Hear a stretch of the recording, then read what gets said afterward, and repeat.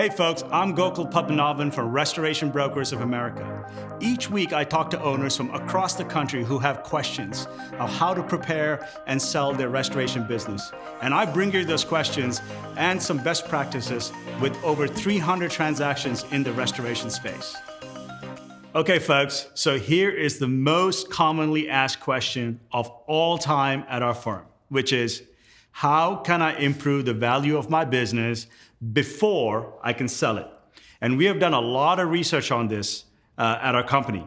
And what we did is we went back and looked at 300 transactions where they either got multiple offers or they got asking price, sometimes even slightly above it. And what we found was something really interesting, that all 300 of them that actually sold and got multiple offers had 6 things in common, and what we call our 6 value drivers. All right? And you would listen to me for almost an hour if I went through all of this one by one. So what I will do is we will go through all 6, and then I will break it up into 6 different episodes so y'all can catch it a little bit at a time. All right? So financial performance, growth potential.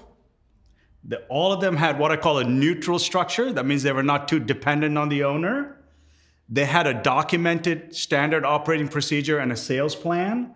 They had very good customer reviews, and they're all self-managed in the sense the employees manage the company. Thanks for watching. Click the link below. Check out what we do. I'm happy to connect.